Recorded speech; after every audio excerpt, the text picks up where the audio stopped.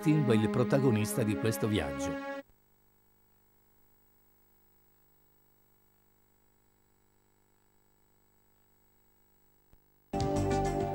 Il gruppo prosegue a passo lento, attraverso fitti boschi di sugherete radicate fra rocce sedimentarie e metamorfi scesi e scorci di un mare ormai lontano. Sono ancora